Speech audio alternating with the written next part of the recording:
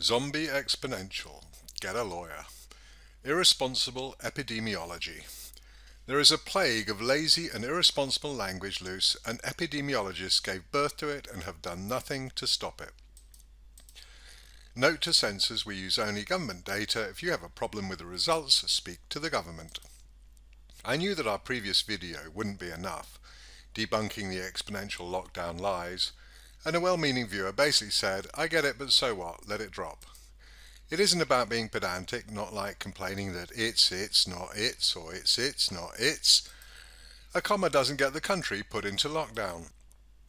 Systematic lies by people like philanthropist Bill Gates, Imperial College COVID-19 response team, and influencers like Thomas Pueyo, you'll hear more, created the fear that allowed lockdown. And a key weapon in their arsenal was that they could claim that exponential growth would see most of our nations infected, with 530,000 deaths UK, 2.2 million deaths US. And all because virus epidemics grow exponentially, using the mathematical meaning of constant rate of growth. That line doesn't bend log scales until the majority of people are infected. And not one epidemiologist stood up to say, that's not what we mean by exponential. Not after Bill Gates reached 26 million viewers, according to Chris Wallace. Not after Thomas Pueyo.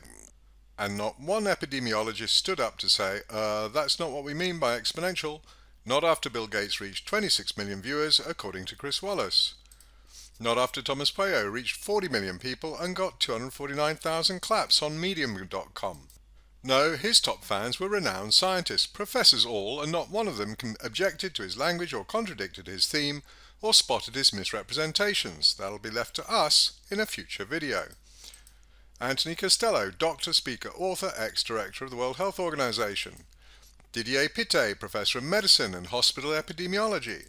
Gabrielle Scally, visiting professor of public health, president of Epidemiology and Public Health Section, Royal Society of Medicine.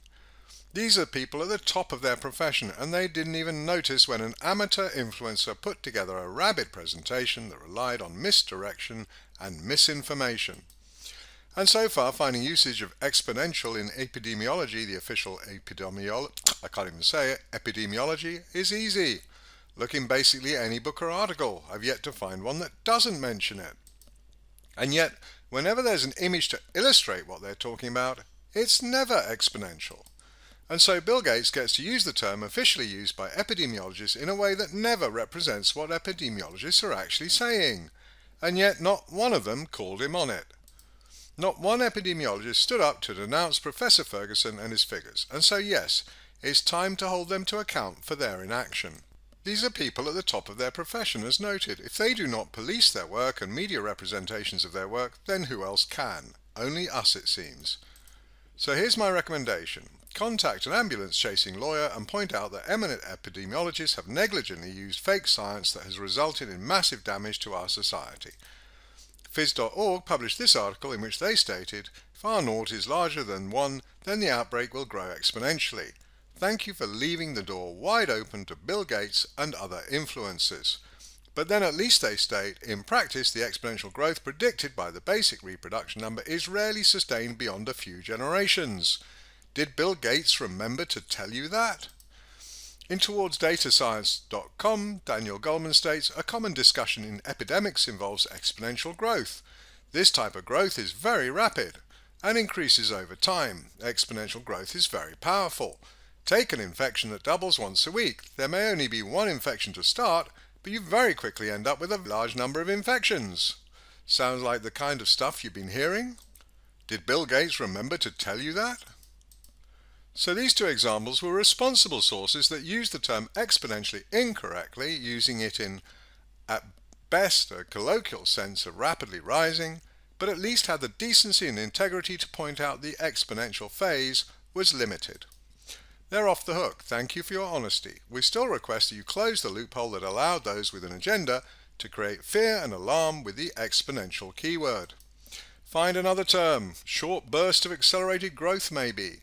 As for the rest, any article that uses the exponential meme without pointing out that it refers to just a few days or an initial period is outright fraudulent. Whether fraudulent by ignorance or by design, and what does the law say about ignorance? Something about no excuse? We agree. If you are determined to be doing 33 miles per hour in a 30-mile-an-hour limit and a pedestrian walks out in front of you on their phone, you will go to jail for causing death due to your reckless and irresponsible behaviour.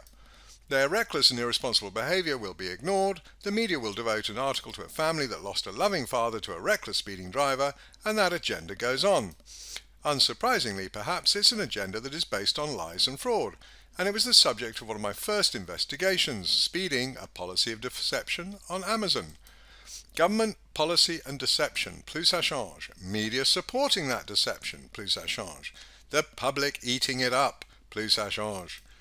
And the strident voice of the media whips the public into fury demanding action, plus ça change. And no one is more virulent so far than Thomas Pueyo, whose chart was used by Gary Hannington. We'll be looking at his articles in depth in other videos. They highlight the terrifying consequences of not acting and present lockdown as utterly common sense, the only appropriate option.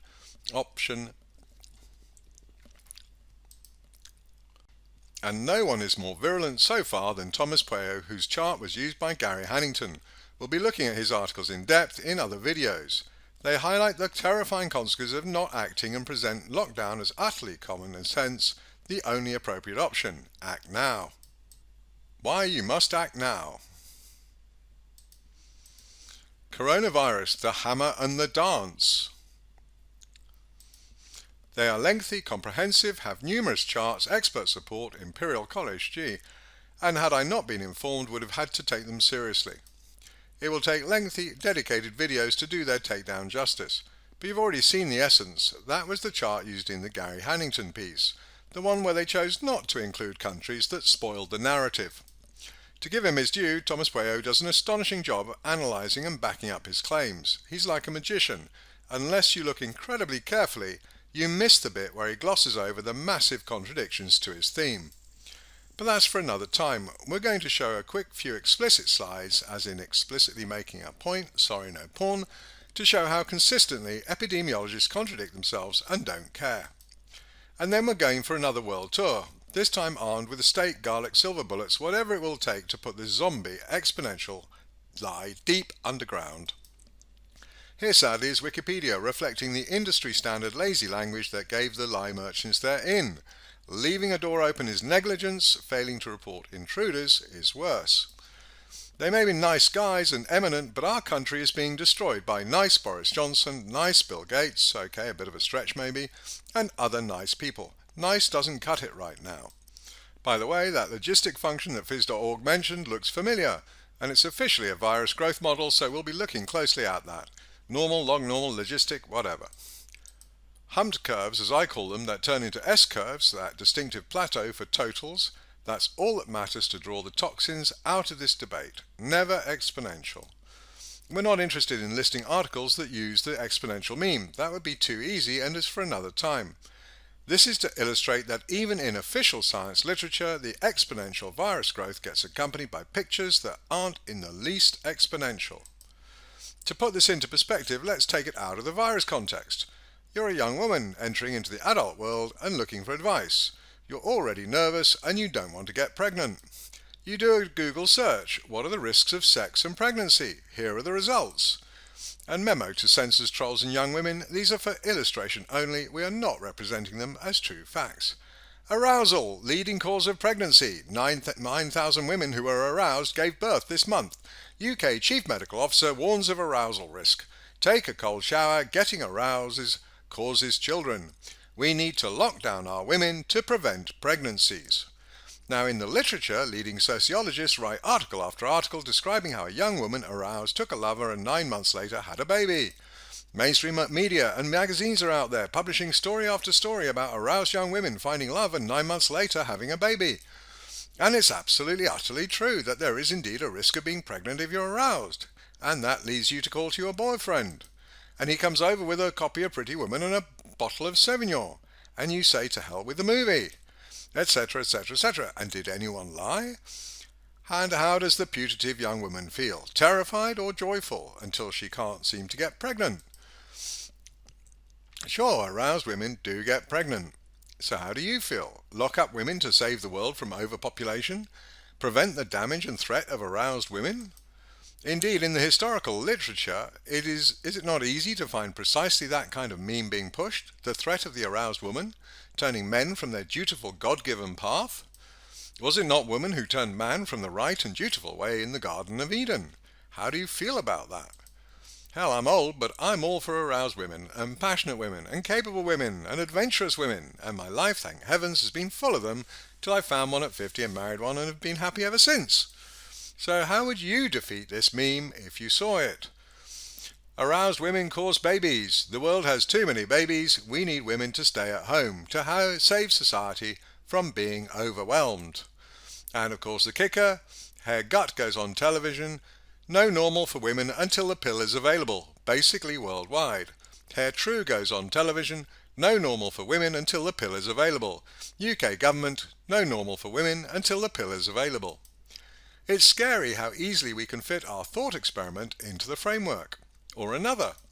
Iraq poses a massive threat. Millions could die from WMD. We need to invade Iraq, and there will be no normal until Saddam Hussein has been eliminated. So I hope you'd point out that arousal in both men and women is natural and is not the direct and immediate cause of babies, and far from being inevitable from arousal, a lot of people try for years and still don't have a baby, etc., etc., etc. Do you think the mass public would have fallen for that agenda? No. Why not? For several reasons, and not necessarily an exhaustive list. Men and women have personal experience of arousal, indeed are experts in it. They don't need nor would they credit scientists for knowing better. Quite the contrary. They have a pretty good idea where babies come from. It's only loosely connected with arousal. It's the storks. Everyone knows that. And attempting to pass a law to lock up women for being aroused would have had the Guardian and liberal press incensed beyond measure, the male and right-wing press amused at the absurdity, and the government would have been out of power within days.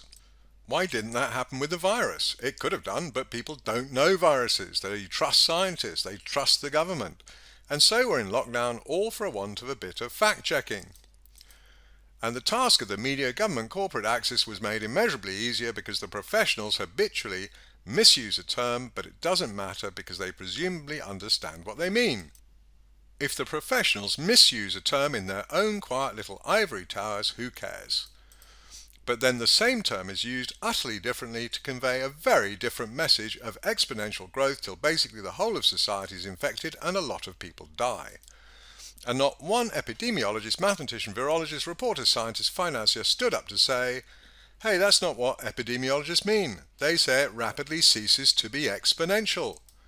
And of course, even that is abusing the mathematical and scientific term because it's never exponential.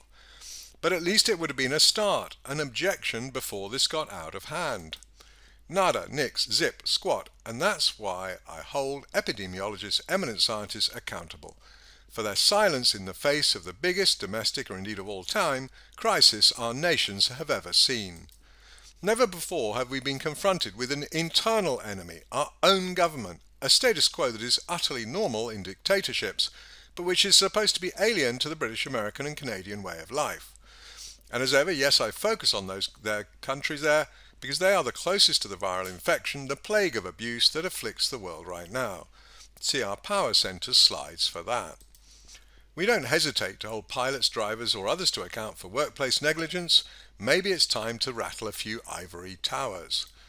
But they're just nice and eminent professors. Nice professors have thanked me for my work, and one is corralling the others for peer review. That's what I call nice. Standing quietly by, even applauding the likes of Thomas Pueo while our countries go into lockdown, personal loss of freedom, loss of livelihoods, economic destruction and dictatorship or tyranny, I don't call that nice. And be under no illusion, unlimited fines UK. Who has unlimited money to protest? Unlimited fines so that no one, no matter how wealthy, can organise resistance or flout lockdown in protest. That is tyranny, pure and simple.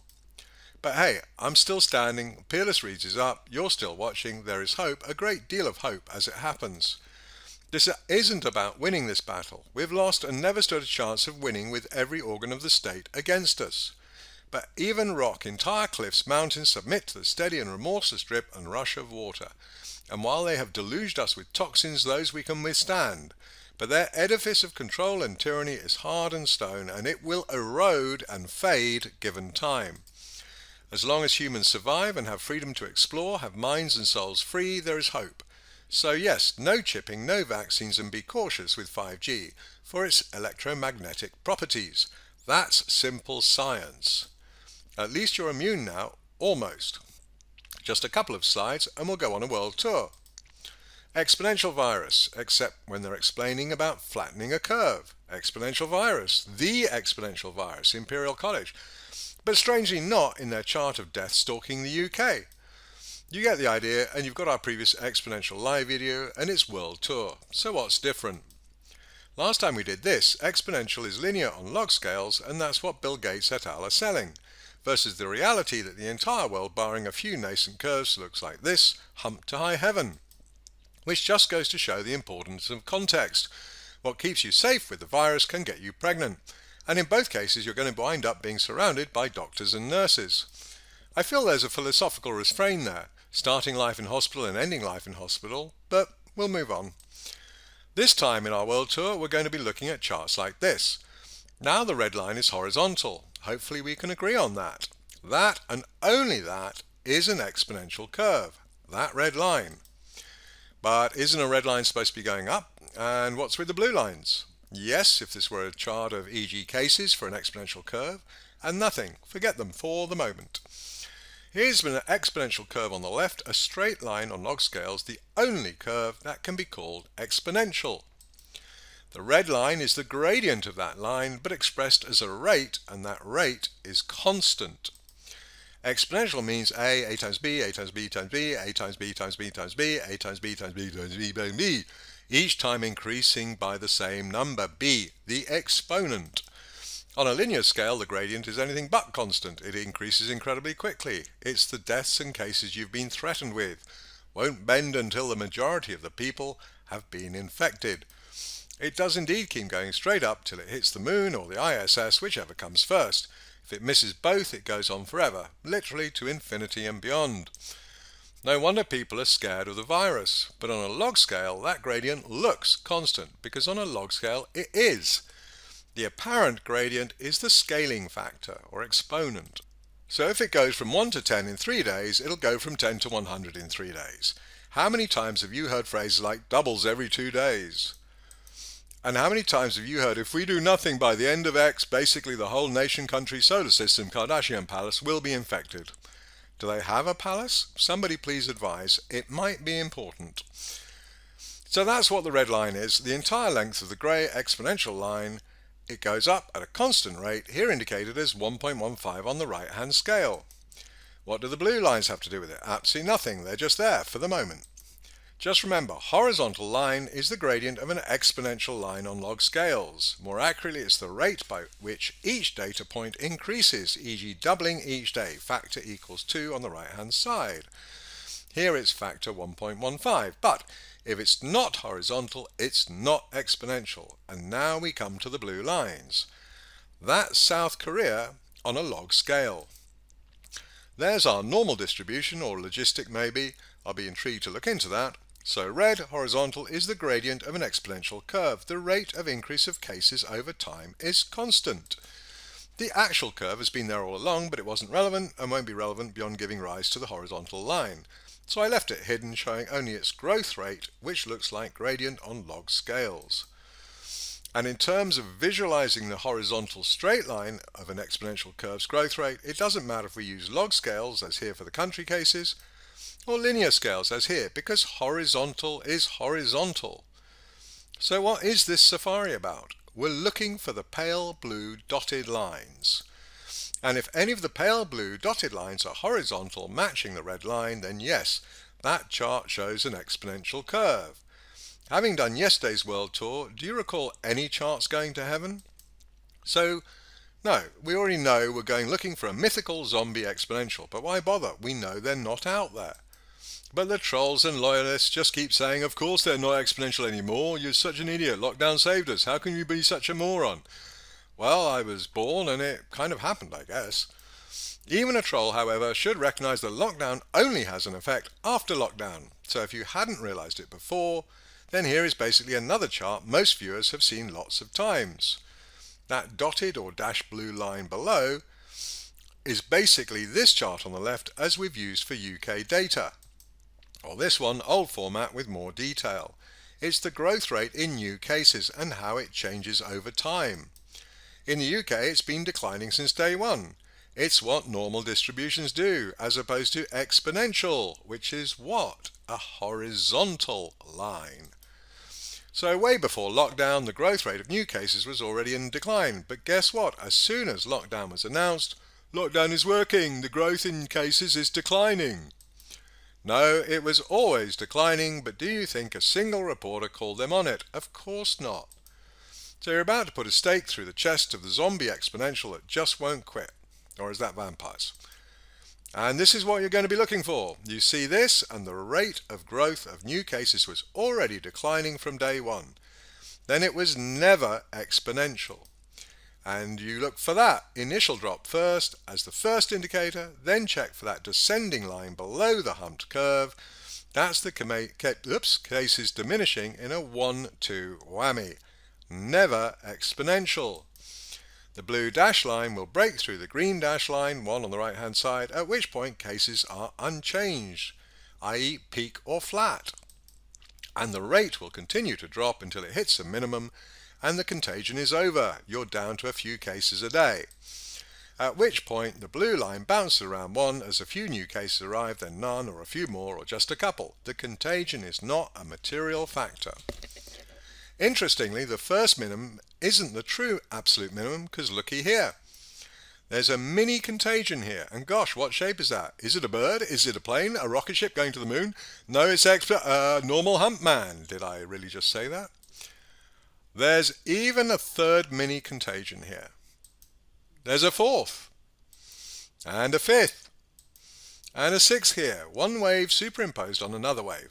And they're worried about second wave? Korea's up to 6 and it's over, man. Ripples fading away. Isn't it remarkable how people like Gates go on about uncertainty when it's pretty straightforward when you look at a chart? Why would smart people be uncertain when we say it's pretty obvious? Because if it's uncertain, you have to keep listening to scientists and government. You have to be cautious. You have to do what they tell you. Funny that. So no, it's not uncertain. It's pretty damned obvious. And now it's time to hunt the mythical zombie exponential and ensure that none are out there so we can have this eradicated forever.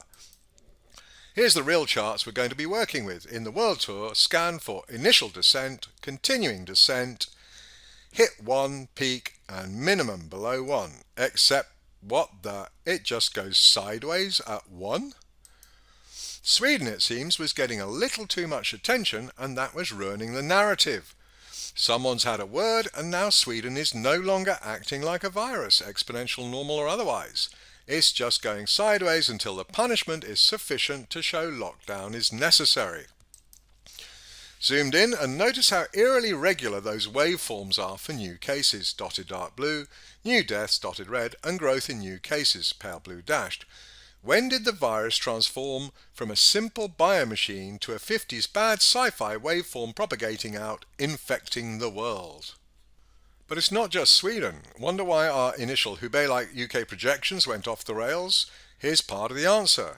And remember those peaks weeks away? Oh, it's arrived, but not really. Let's not get too optimistic. We've got initial, almost peak, continuing, almost peak, big bounce, continuing, ooh, almost touch, another bounce. What the? Just sticking at 1? As a pilot, it looks like a novice pilot trying to land on runway 1, and maybe that's not so far from the truth. The virus doesn't know or care about runway 1, below which cases fall away.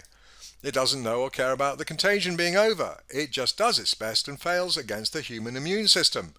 That unsung hero never mentioned by the government or Gates. It has no interest in sticking at 1 because it has no idea of what happens below 1. But politicians do. Below 1, the contagion is dying, as it has since day 1.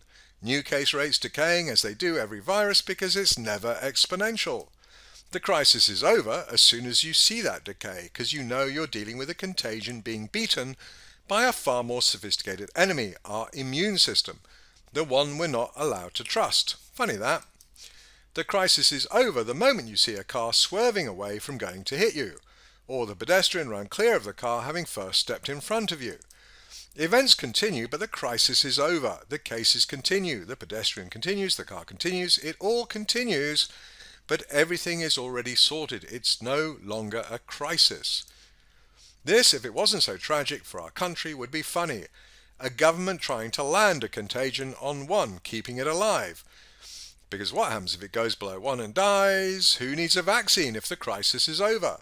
Who needs a vaccine if you can be healthy and go about your day? And you wonder why healthy people aren't allowed out. They told you, but did you listen? You ain't coming out till the vaccine, and here it is, the non-virus virus. And why are we allowed to go down finally? Because of a second wave. They finally figured out a plausible reason to let us go down. That, and frankly, I think they ran out of bodies to count as Covid-19. But here we go again. We've got the initial decline, almost touches 1, so bounces again, then it's continuing down again, almost peak, touches 1. Big bounce to get away from that, far too dangerous. Decline again, ooh, it almost touched. Another bounce, through peak, briefly, and then sideways, until down, finally, at the last moment. Too much media heat, falsified death certificates. Oh, that's terrible, and of course those responsible have been found and punished. Not policy then. Oh no, how could you possibly think something so irresponsible? I've no idea what was actually said when they admitted that, because I don't care. This more closely resembles me after years of not flying than it does a virus. And actually, I don't do too bad in reality. The virus, well, if it don't look like a duck and don't quack like a duck. So yeah, Sweden, lockdown rebel, being punished. UK power centre, keep it going. But hey, that's just what could be happening politically. What is happening for certain are that these are government figures and that ain't no virus. You figure out the rest. So what the heck, why don't we take a vacation? World tour? Funny you should suggest that, let's go. Reminder, here's what to scan for. I'll do a few seconds of chart and you can pause if one is particularly interesting. It'll be a pure screen recording. I ain't cutting and pasting 214 images, trust me. So we're looking for initial drop, continuing descent, through peak, that's the 1 line, hit the floor, end of main contagion, dribble along around 1 post main. Ready? Passport, visa, suntan lotion.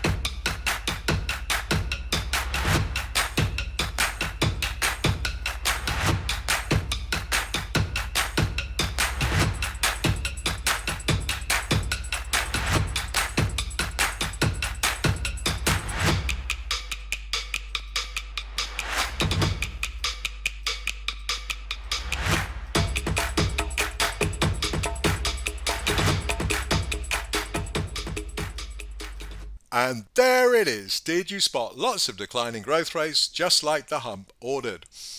And did you spot any horizontal straight blue dash lines, the hallmark of exponential? The zombie exponential is dead. Long live the zombie exponential. I'm still Andrew May, the 60-year-old Brit, mathematician, financier, technologist, husband, biker, pilot, healer, whatever. Feel free to get in touch, andrew@peerlessreads.com or andrew@amather.com. Either should get to me.